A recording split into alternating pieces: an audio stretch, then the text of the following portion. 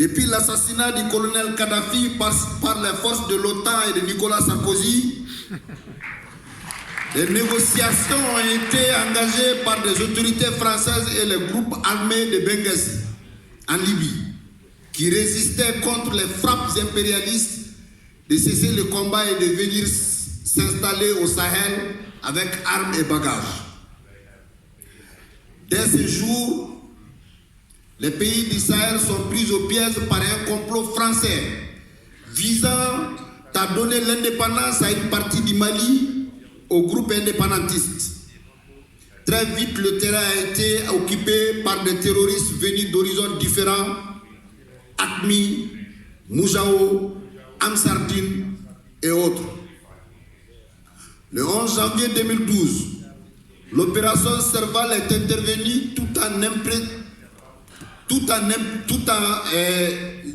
épargnant le chef rebelle Yada Gali et de sa troupe de quitter les lieux de frappe quelques heures avant l'intervention.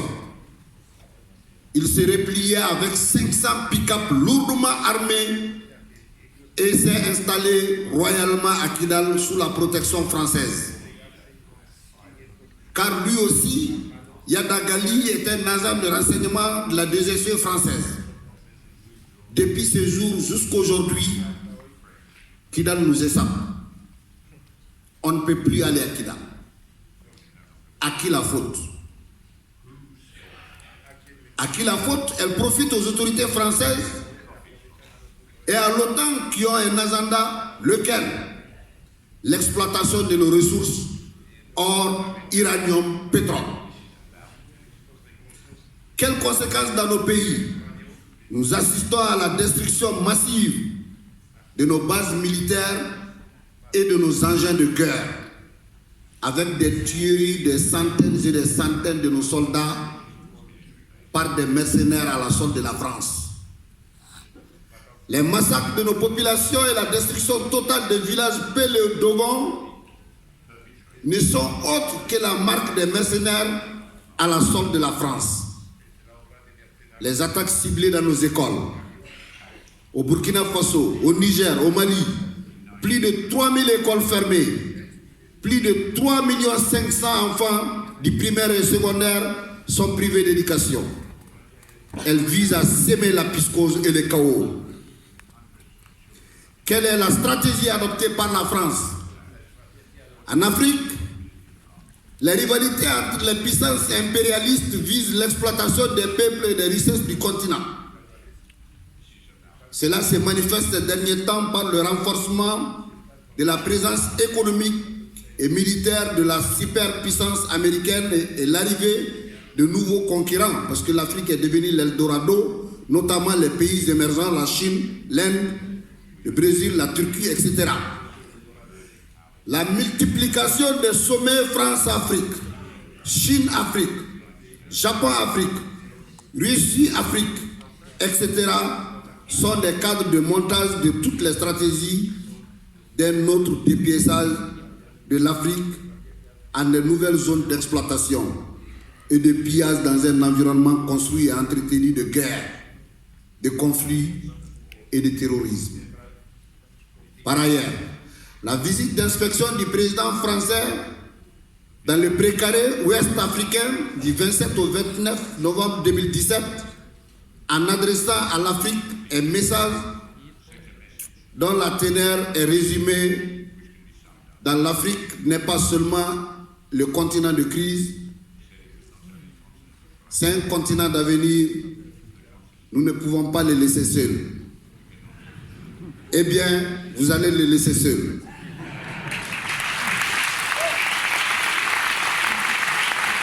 Et l'un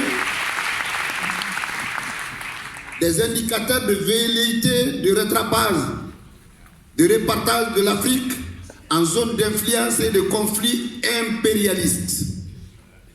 Les peuples de la sous-région refusent la misère, l'exploitation de la bourgeoisie alliée à l'impérialisme international et développement des luttes de plus en plus massives pour le pain et la liberté.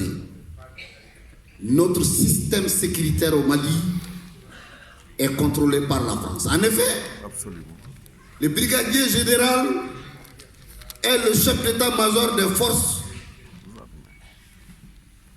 Elle est le chef d'état-major des forces de la MINUSMA, c'est un Français. Le chef du bureau de la MINUSMA à Kidal est un Français. Le directeur général adjoint de la police de la MINUSMA est un Français. Le conseiller principal de la sécurité de la MINUSMA est un Français. Le premier responsable de la MINUSMA du Mali, le Tchadien Anadif, est de nationalité française. Ouais. Eh bien, C'est vrai. un conseiller spécialiste de la sécurité a été recruté par le président de la République du Mali et aussi un Français. Le terrorisme au Sahel est un mensonge d'État. Les autorités françaises disent tout sauf la vérité sur ce combat contre le terrorisme au Sahel.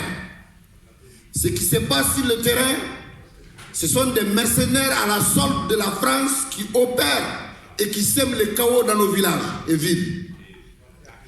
En réalité, le mensonge sur l'accident d'hélicoptère a pour but de camoufler les vraies causes réelles des 13 soldats tués récemment. D'où une véritable campagne médiatique et de récupération politique. Ça ne marchera pas parce que dans les jours à venir, nous allons mener nous-mêmes des investigations pour vous dire toute la vérité sur ce qui s'est passé.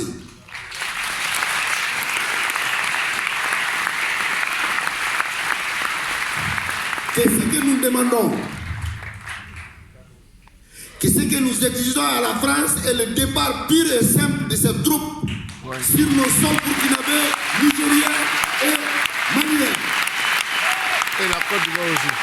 La Côte d'Ivoire Ouais. et au Sénégal. Nos peuples sont déterminés à plus que jamais à mener ce combat pour faire partir les forces d'occupation étrangères de gré ou de force. Nous avons tout compris, car le système de médias mensonges a pour but d'imposer de la recolonisation de l'Afrique de l'Ouest à partir du Mali. Ça ne marchera pas. Il y a un sentiment anti-français au Mali, au Burkina, au Niger, mais seulement la volonté manifeste de dire aux autorités françaises que ça suffit, et vraiment ça suffit. Nous sommes respectueux et reconnaissants à la France et au peuple français, mais nous tenons à notre dignité et à notre honneur. Ça suffit, trop c'est trop, partez, partez et partez.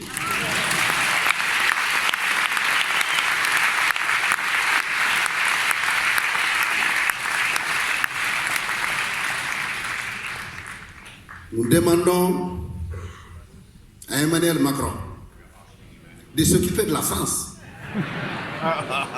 et de faire face aux vraies préoccupations des Français et Françaises d'arrêter son jeu avec l'Afrique. Nous encourageons les Gilets jaunes.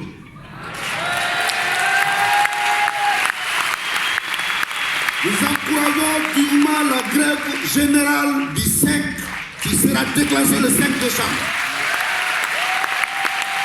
Continuez, résistez, ne lâchez rien.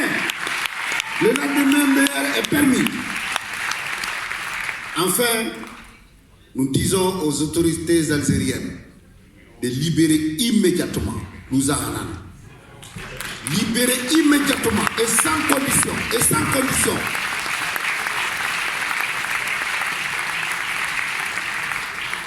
Nous avons allé également ce qui se passe au Venezuela avec le président Maduro, où les impérialistes veulent le faire partir coûte que coûte. Nous saluons la résistance du peuple brésilien et de toutes les forces qui ont soutenu la libération provisoire, je dirais, du camarade Lula.